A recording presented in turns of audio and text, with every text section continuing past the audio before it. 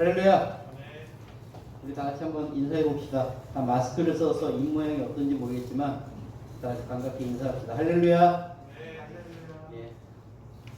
진짜 길고 긴 2020년입니다. 오히려 학업을 하고 또 직장에서 생활할 때에는 빠르게 지나갔던 것들이 코로나라는 것을 인하여서 저희들이 시간적인 개념도 많이 없어진 것 같습니다. 찬양하기 전에 제가 이제 잠깐 짧게 말씀드리고 찬양하겠습니다. 문득 이런 생각 들었어요. 성경에 과연 하나님께서 착한 자들을 들어서 착한 자들만 사용하시는가 라는 고민을 했더니 성경의 역사를 보고 세상이 돌아가는 것들을 볼 때에 하나님께서는 사용하실 때에 다 뜻이 있으시다는 것. 착한 선한 사람을 들어서 선한 곳에 사용하시고 악한 사람을 들어서 또한 어떤 일을 계획하시는 그런 하나님인 것을 압니다. 성경에 보면 주로 사사기에서 보면 그게 잘 나타나 있는데 이스라엘 백성이 죄를 지어서 하나님을 멀리했을 때에 하나님께서는 옆에 이방 민족을 사용하셔요. 왜? 이스라엘 나라를 점령하도록. 그 이방 사람들이 과연 선해서 하나님의 사람들일까요? 아닌 것 같아요. 그거는 온전히 하나님의 주권인 줄로 합니다.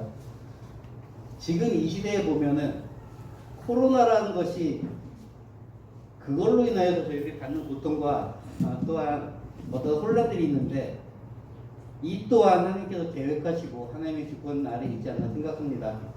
저희들이 바라기는 이럴 때일수록 저희들이 믿음을 지키며 하나님 앞에 나와서 예배하는 것이 저희들이 할 일을 하는 것이 하나님이 온전히 기뻐하시는 일이 되지 않을까라고 생각해서 이 말씀 잠깐 드리고 제 찬양합니다. 잠깐 기도하고 제 찬양 시작하도록 하겠습니다. 할렐루야. 주님 감사합니다. 혼란한 이때에 주님께서 저희들 불러주시고 저희를 통하여서 주님의 말씀과 또한 기도와 찬양할 수 있도록 저희들 모아주시니 참으로 감사합니다. 하나님 안에서 선하고 아름답게 자라나기 원합니다. 그러나 주변의 모든 여건들이 저희들의 모든 믿음을 방해합니다. 하나님, 저희를 기도하게 하시며 주님께 더욱더 나아가게 하여 주시옵소서. 이간 젊은 자들이 모여서 주님 앞에 찬양합니다. 저희들이 모든 찬양한 것을 주님 기뻐 받으시며 저희들의 마음을 보시고 주님 축복하여 주시옵소서. 이 시간 선포해 드릴 말씀으로 인해서 은혜 받게 하시며 저희들이 함께 주님 앞에 눈물로 고백하는 귀한 시간 되어줄 수 있도록 주님 축복하고 역사하여 주시옵소서. 감사를 드리며 예수님 이름으로 기도합니다. 아멘. 찬양합니다. 그동안 방송 예배로 예배를 드릴 때도 이 찬양을 간절히 소망했습니다. 방송 예배하는 그 자리도 하늘나라인 줄 믿습니다. 찬양합니다. 내 영혼이 윤성이고 주강제지 없고 보니 슬픔 많은 이 세상도 정금으로 하도다. 할렐루야 찬양하세. 내 모든 죄 사함받고 그 예수와 동행하니 그러리라.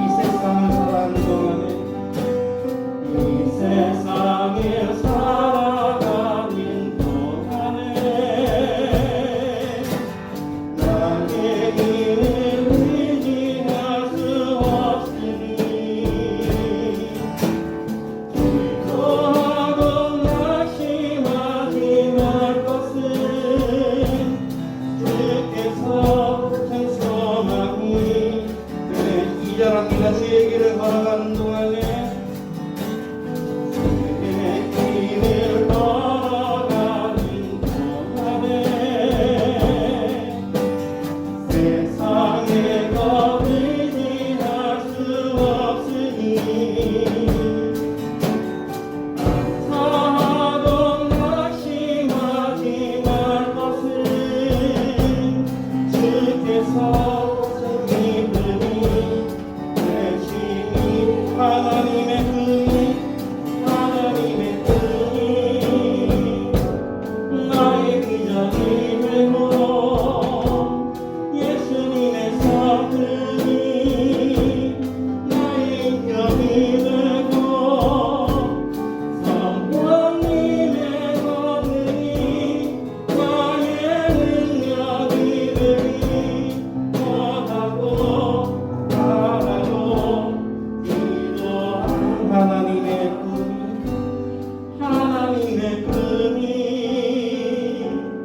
나의 인격이 되고 예수님의 성품이 나의 인격이 되고 성령님의 권능이 나의 능력이 되기 원하고 바라고 기도합니다. 할렐루야. 하나님의 꿈이 여러분들이 이루어지게 되고 예수님의 성품이 여러분들이 인격이 되며 성령님의 권능이 나의 능력이 되길 간절히 소망합니다. 이 시간 마지막 찬양합니다. 슬프고 외롭고 지칠 때마다 예수님의 이름을 부르시면 그 이름을 부름으로 인하여서 저희들이 위로를 받을 수 있는 그런 저희들 됐으면 좋겠습니다. 이 함께 찬양합니다.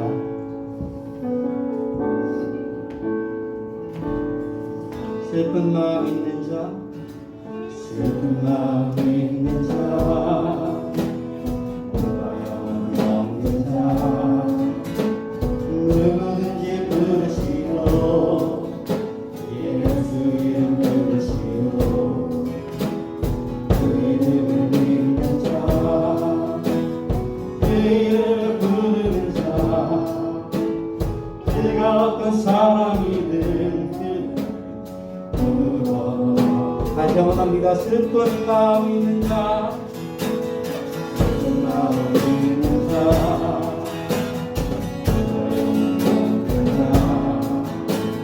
누구든지 부르시오.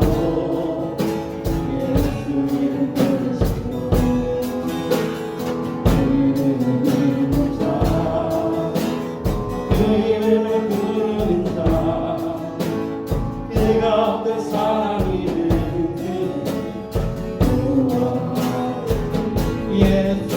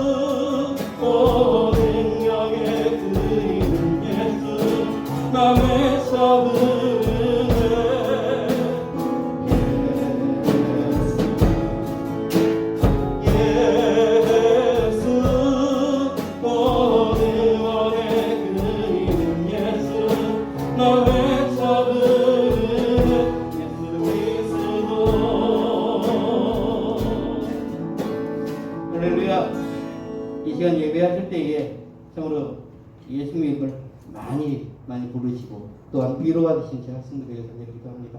이 시간 김의연 사도신경 먼저 하겠습니다. 사도신경 하면서 기도 예배를 시작하겠습니다.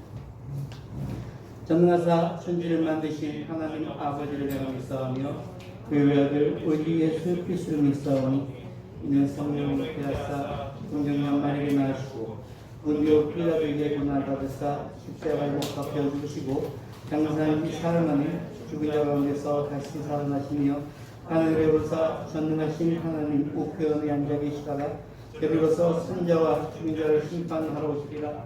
성령을 믿사오며 거룩한 공예와 성도가 서로 교통한 것과 죄를 사하여 주신 것과 몸이 다시 산 것과 영원히 산 것을 믿사옵나이다. 아멘.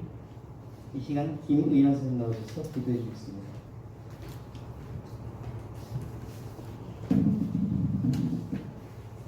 기도하겠습니다.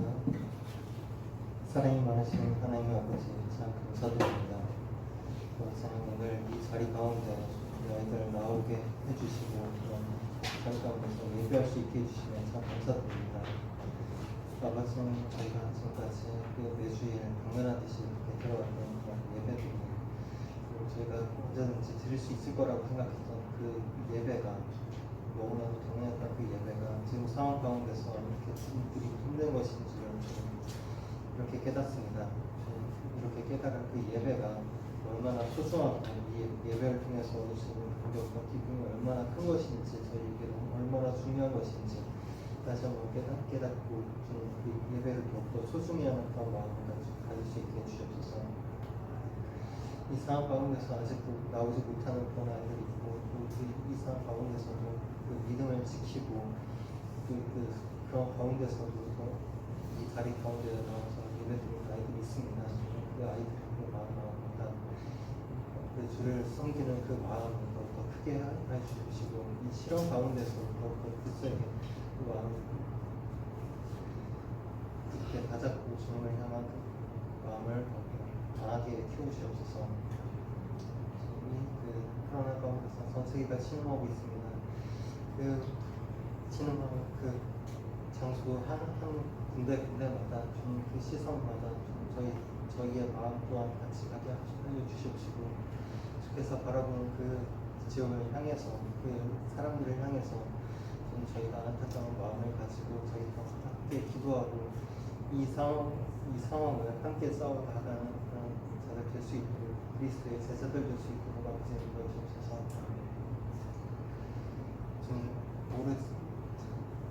이 상황에서 저희가 할 수 있는 것이 정말 너무나도 없습니다. 저희 너무나도 연약하지만 주께서 이 모든 것을 주관하시고 다스리시고 주의 능력이 끝이 없고 주를 향한 주의 사랑이 끝이 없습니다. 주님 이 모든 것들을 저희가 다시 한번 받아들이고 주를 악망하는 그런 마음만을 온전하게 품게 하시옵소서.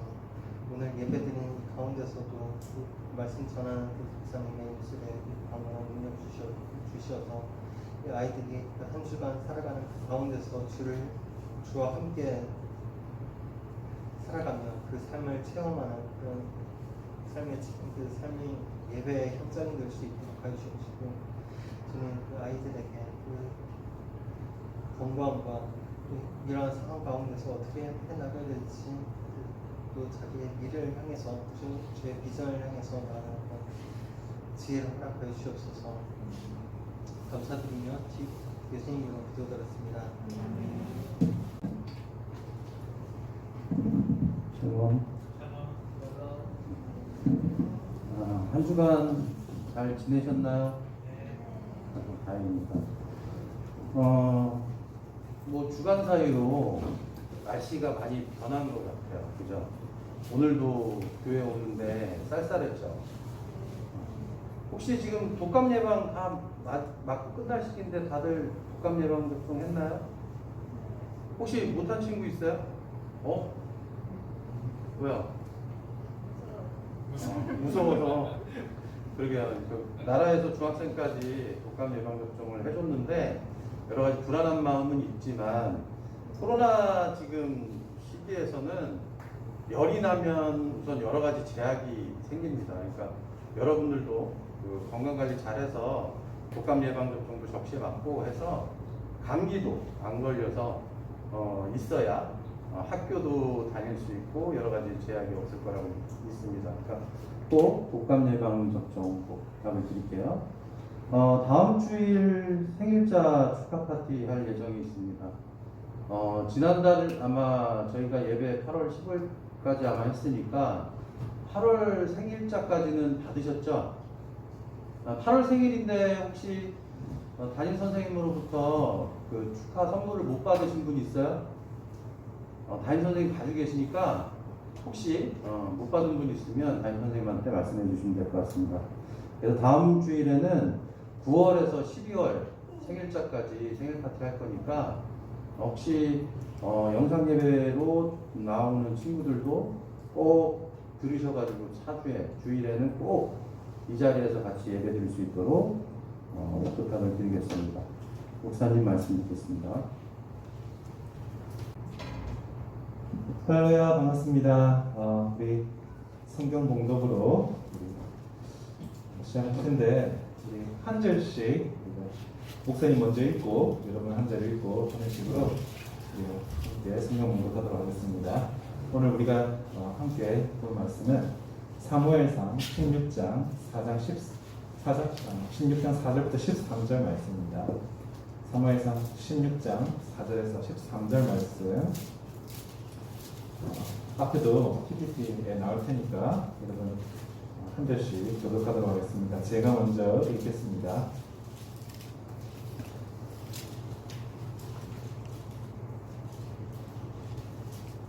사무엘이 여호와의 말씀대로 행하여 베들레헴에 이르매 성읍 장로들이 떨며 그를 영접하여 가로되 평강을 위하여 오시나이까. 평강을 위하여입니다. 내가 여호와께 제사하였으니 스스로 설교하였고 와서 나와 함께 제사하지 않고 세와 그 아들 설교하여 제사에 제사하니라. 그들이 오매 사무엘이 엘리압을 보고 마음에 이르기를 여호와의 기름 부으실 자가 과연 그 앞에 있도다 하였더니 여호와께서 사무엘에게 이르시되 그 용모와 신양을 보지 말라. 내가 이들을 버려놓으라. 나의 보는 것은 사람과 같지 아니하니 사람은 외모를 보니와 나 여호와는 주심을 보니라. 이새가 아비나답을 불러 사무엘의 앞을 지나게 하매 사무엘이 가로되 이도 여호와께서 택하지 아니하셨느니라. 이새가 산마로 지나게 하며 사무엘이 가로되 이도 여호와께서 택하지 아니하셨느니라. 이새가 그 아들 일곱으로 다 사무엘 앞을 지나게 하나 사무엘이 이새에게 이르되 여호와께서 이들을 택하지 아니하셨느니라 하고 또 이새에게 이르되 내 아들들이 다 여기 있느냐. 이새가 가로되 아직 말세가 남았는데 그가 양을 지키나이다. 사무엘이 이새에게 이르되 보내어 그를 데려오라. 그가 여기 오기까지는 우리가 식사자리에 앉지 아니하겠노라. 이에 보내어 그를 데려오매 그의 빛이 붉고 눈이 빼어나고 얼굴이 아름답더라. 여호와께서 가라사대 이가 그니 일어나 기름을 부으라. 함께 읽겠습니다. 사무엘이 기름부를 취하여 그 형제 중에서 그에게 부었더니 이날 이후로 다윗이 여호와의 신에게 크게 감동되니라. 사무엘이 떠나서 라마로 갑니다. 아멘. 다시 한번 여러분 반갑고요. 이렇게 다시 지난주에 이어서 예배를 드릴 수 있게 되는 정말 하나님께 감사드리게 됩니다. 여러분 기독교가요 역사가 어마어마하게 오래됐다는 걸 아시죠? 아브라함이 처음 수메르 사람 아브라함이 처음 하나님께 부르심 받았을 때가 기원전 3000년 전이었어요. 그러니까 지금으로부터 몇 년 전일까요? 대략 5000년 전이에요. 네. 그러니까 5000년 동안 계속 우리가 믿음의 사람들이 계속해서 믿음을 고백해왔더니 그 시간이 이렇게 긴 거예요. 여러분 5000년 전이면 한국에는 무슨 일이 있었을까요? 네. 단군 할아버지가 누굴 통하여서 태어났죠? 네. 곰이 마늘을 먹고 버텨서 공녀가 되어서 환웅을 통하여서 단군 할아버지가 나타났잖아요. 그러니까 그런 전설이 존재할 정도로 그 옛날부터 아브라함을 통하여서 하나님을 믿어왔던 거예요. 그러니까 5000년 동안 여러 가지 업앤다운이 있었고 업앤다운이 있었지만 그래도 꾸준히 수많은 믿음의 사람들이 지금까지 이어져 왔고 여러분까지 이어져 온 거예요. 그러니까 지금 우리가 아무리 상황이 부정적으로 보이더라도 많이 힘들다고 생각되어지더라도 믿음을 유지한다는 것이 과연 가능할까 싶은 이런 시기라도 불구하고 여러분 분명하게 아셔야 되는 것은 하나님의 그 함께 하시는 영원히 변치 않는다는 사실입니다. 제가 생각하기에는 너무 부정적으로 지금 우리가 사는 이 시대를 생각할 필요가 없을 것 같아요. 5,000년 동안 신실하게 자신의 백성과 자녀들과 함께 하셨던 우리 하나님께서 앞으로 5,000년도 함께 하실 거라 믿습니다. 그런데 여러분들 신앙생활 하면서 와, 너무 때를 잘못하고 난 것 같아. 왜 하필 내가 사는 이 시대가 이렇게 믿음 생활이 힘들까? 하나님 믿는다는 게 왜 이렇게 힘들까? 여러분 너무 부정적으로 생각하실 필요가 없을 것 같아요. 더 힘든 시기도 분명히 있었어요. 그런데도 하나님은 함께 하셨고 그 백성들의 믿음은 여전히 꾸준히 이어져 나갔습니다. 그래서 여러분들 늘 긍정적으로 생각하시고 하나님이 힘주실 것을 믿고 그냥 의지하고 나아가면 여러분들 아브라함이 5,000년 전에 우리에게 기억되는 것처럼 5,000년 이후에 여러분들도 아브라함처럼 기억되고 또 기억되는 그날이 분명히 올 줄로 믿습니다. 오늘 우리가 함께 말씀을 한 절씩 우리가 교독했는데요. 여러분 지난주에 예배 참석하신 분들 기억하실지 모르겠지만 지난주에 우리가 예수님의 12제자들 그 중에서 특별히 첫 5 제자들에 대해서 우리가 한 명씩 우리가 짚어보면서 그 제자들이 어떤 사람인지를 우리가 함께 다루었던 것들 지난주에 예배 참석했던 친구들 기억하실지 모르겠는데 우리가 그렇게 보면서 우리가 함께 우리가 발견했던 게 뭐죠? 이 사람들이 별로 시원찮은 사람들이었다는 거죠. 그다음 우리가 드림팀이라고 생각할 만한 그런 요소를 갖추지 않은 그런 좀 내세울 것 없는 사람들이었다는 것을 우리가 함께 살펴보았습니다. 특히 이 사람들이 참 보잘것 없었던 게 뭐냐면요. 우리도 약간 한국 안에서도 각기 다른 계층의 사람들이 있잖아요. 그래서 우리가 고정관념이 있어요. 이 사람은 이렇다, 이 사람은 이렇다. 유대인들도 그 안에서 되게 계층 간의 이런 차별들이 있었고 계층 간의 이런 고정관념들이 있었어요. 그래서 약간 여러분들은 수도권에 사니까 어떤지 모르겠어요. 시골 사람들에 대한 개념이 어떤지 모르겠는데 목사님이 미국으로 가기 전에 목사님이 부산에서 살았는데 약간 그런 거 있었어요. 서울에서 전학 온 친구들이 약간 부산을 약간 되게 무시하는 게 있어요. 그래서 약간 부산에도 그게 있어? 부산에도 백화점이 있어? 부산에도 지하철이 있어? 이런 되게 기분 나쁜 거예요. 약간 그런 우월 인식이 있는 거예요. 네. 그래서 야 부산이 어떤 도시인데 부산이 제2의 도시인데 제2의 도시가 뭐가 그렇게 중요한지 모르겠고 뭐가 그렇게 대단한지 모르겠지만 되게 자존심 상하는 거예요. 그런데 당시에도 예수님과 예수님의 제자들이 활동하는 그 당시에도 유대인들 안에서도 이 지역 감정이 있었고 또 이런 계층 간의 이런 차별들이 있었어요. 특히 이 유대인들은 예루살렘 주위를 중심을 하는 이 지역을 유대 지방이라고 하는데 유대 지방에 사는 이 유대인들이 다른 지방으로 어쩔 수 없이 먹고 살려고 이민 가고 이주 갔던 이 유대인들에 대해서 아주 우월 의식을 가지고 있었어요. 왜 그러냐면 니네들은 본토를 버려서 먹고 살기 위해서 돈 벌려고 이방인들과 섞여 살아야 되는 다른 지방으로 이주 갔으니까 니네는 우리보다 열악한 존재들이야 라고 얘기를 했던 거죠. 그래서 이렇게 자신들을 유대인인데 유대인들 중에서도 더 우월한 유대인들이라고 해서 스스로를 뭐라고 부르냐면 히브리인이라고 불렀어요. 그래서 사도 바울도 자기를 히브리인이라고 불렀던 이유가 자신도 어릴 때부터 유대인들 중에 유대인으로 자랐기 때문에 스스로를 히브리인이라고 불렀어요. 그러니까 그런 이유로 다른 지방에 사는 유대인들 다 싸그리 통째로 다들 이제 열등한 유대인이라고 생각했던 거죠. 그 중에 그 지방 중에 하나가 바로 제자들이 속해 있던 갈릴리 지방이었어요. 갈릴리 지방에서도 다른 민족이랑 섞여 살았거든요. 그런데 그런 갈릴리 지방 안에서도 이미 기본적으로 무시당하고 살던 그 갈릴리 지방 사람들 안에서도 생선 비린내가 몸에서 떠나지 않는 그런 어부였던 예수님의 제자들을 얼마나 사람들이 깔봤겠어요. 그러니까 예수님의 이 제자들이 예수님을 만나기 전에 무슨 존경과 무슨 존중을 받고 살아온 사람들이겠어요. 그런데 그런 그들을 지난주에 우리 기억하시다시피 예수님께서 부르셔서 예수님의 12제자로 삼으셨을 뿐만이 아니라 지금까지도 우리는 이 12제자들을 초대교회 사도들이라는 영광스러운 타이틀로 우리가 그분들을 기억하고 있습니다.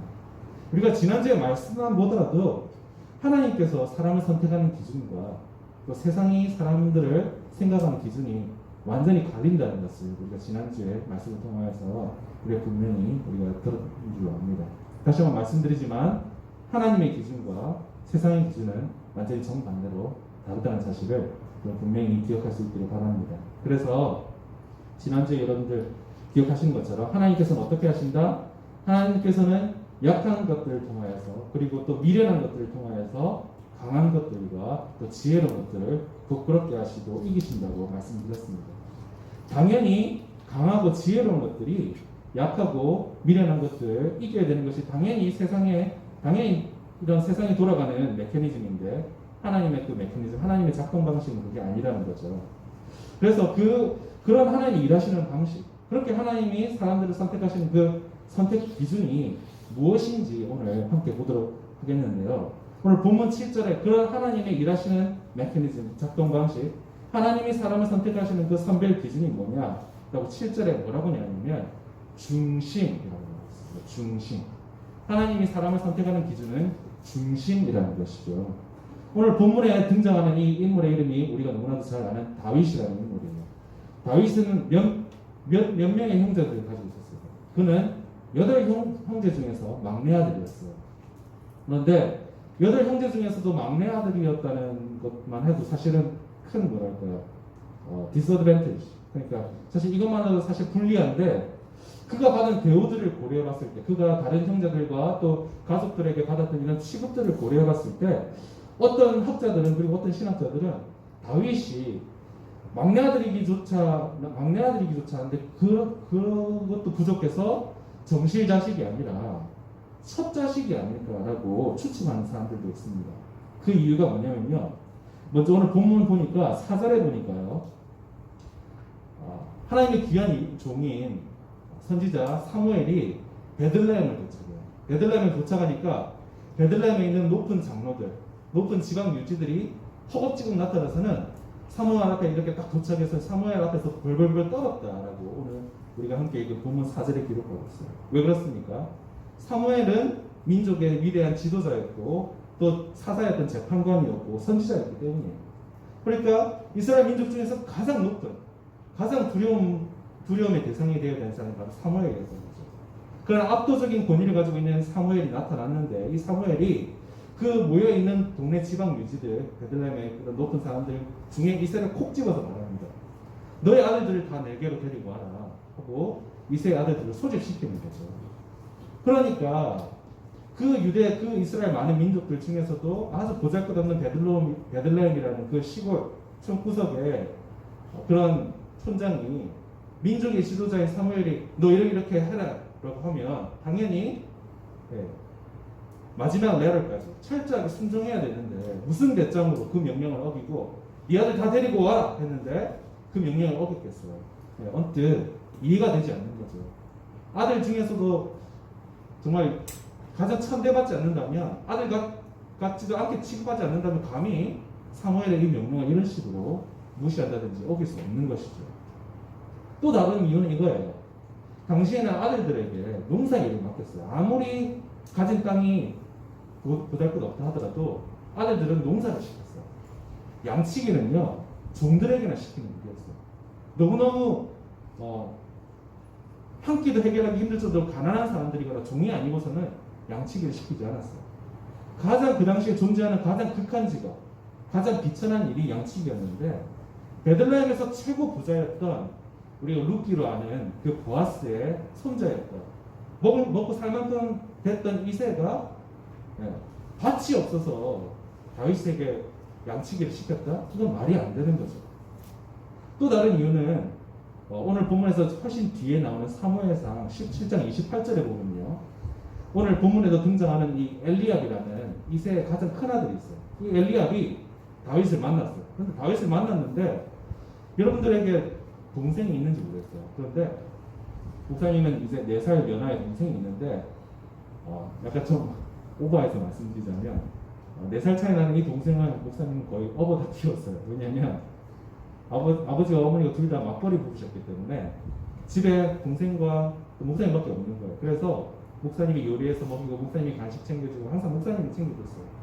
그래서 지금도 되게 여러분들은 그게 가능한지 모르겠지만 목사님은 목사님 동생한테 brother I love you 하면서 서로 사랑한다 말할 수 있을 정도로 그런 사이예요. 그러니까 이렇게 4살 차이 나는 동생도 이렇게 사랑스러운데 지금 8형제 중에서 가장 큰 형 엘리압 그리고 가장 막내 동생이 다윗이에요. 그러면 제가 큰 형이고 가장 막내 동생이라고 하면 너무너무 이쁘고 사랑스러울 것 같아요.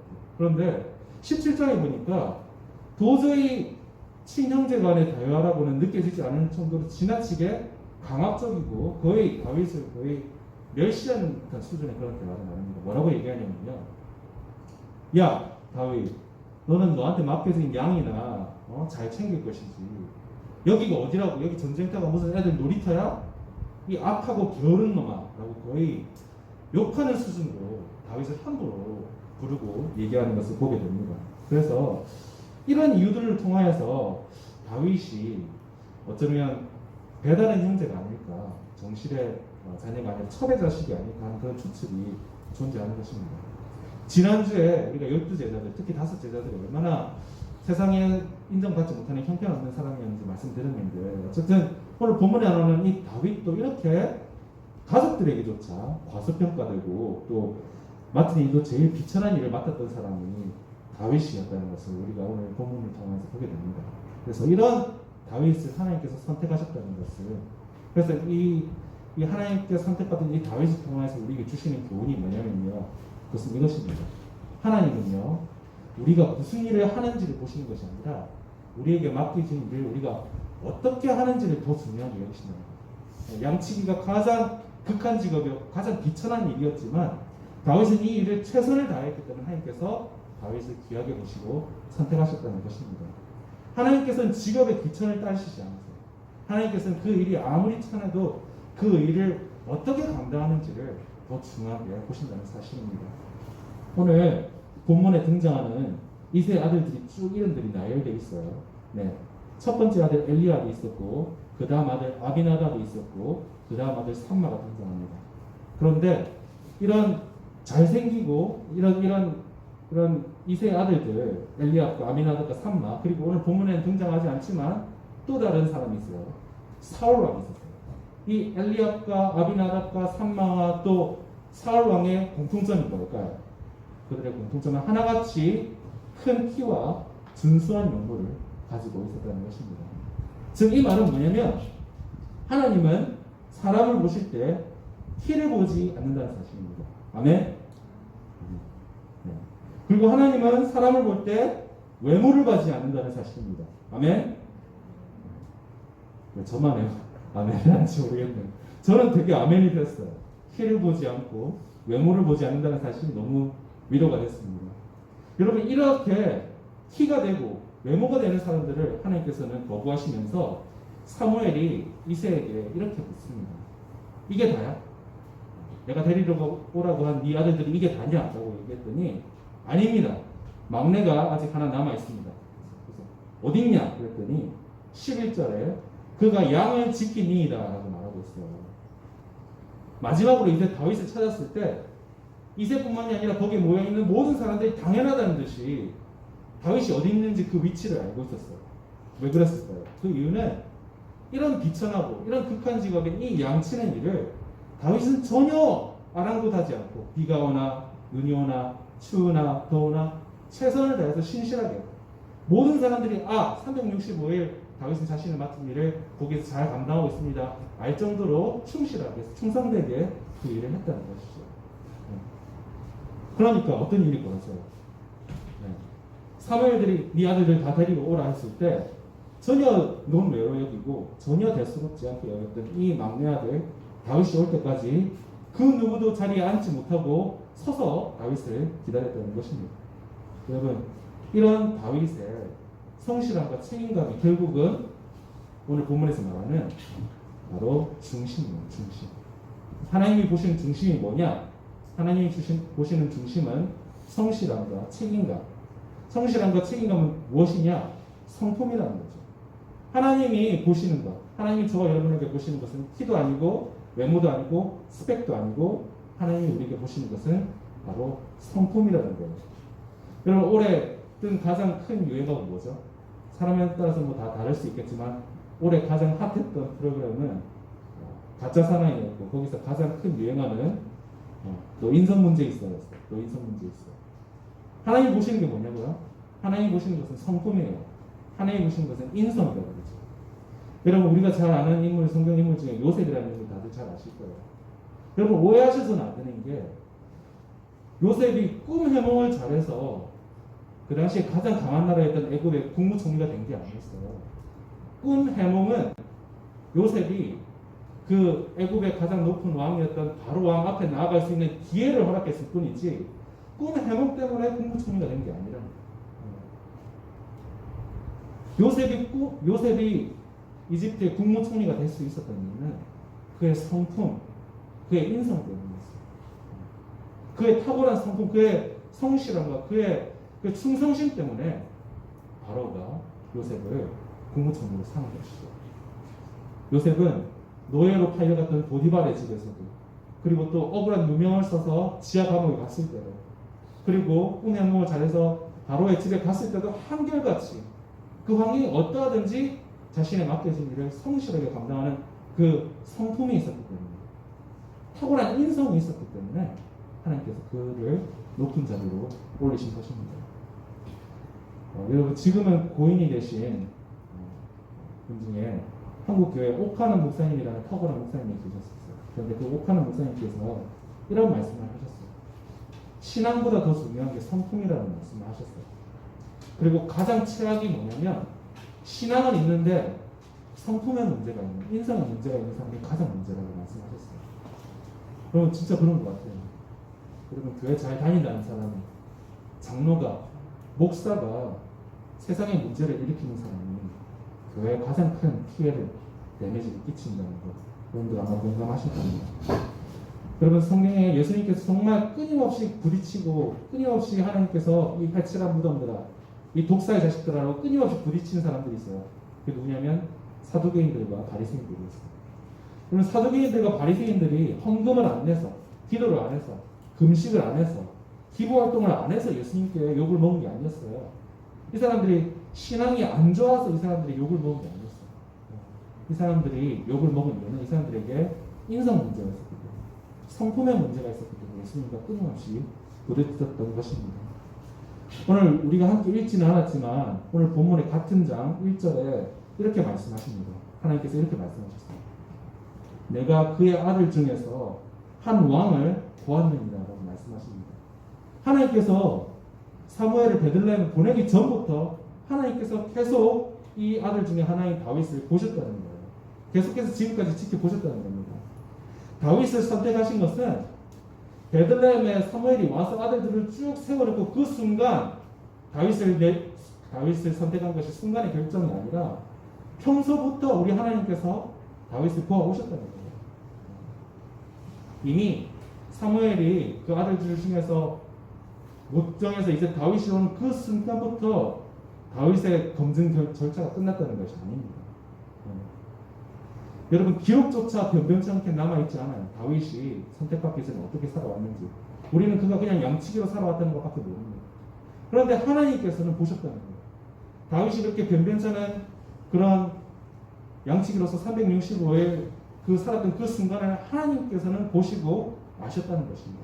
그리고 그 시간을 하나님께서 인정하셨다는 거예요.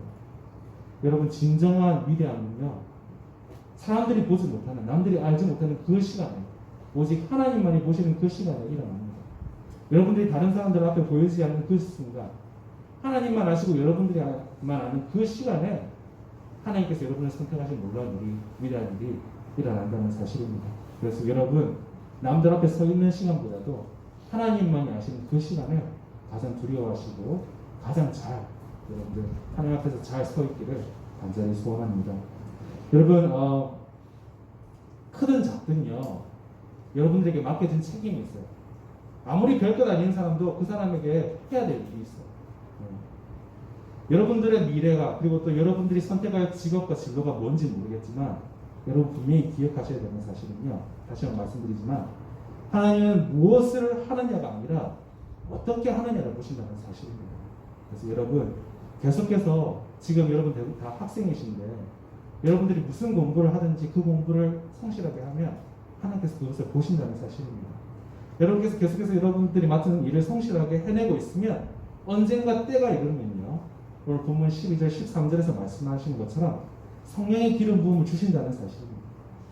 여러분 성품의 몫은 우리의 몫이에요. 성품은 우리의 몫이에요. 그러면 기름 부으심과 성령의 감동하심은 하나님이 하십니다.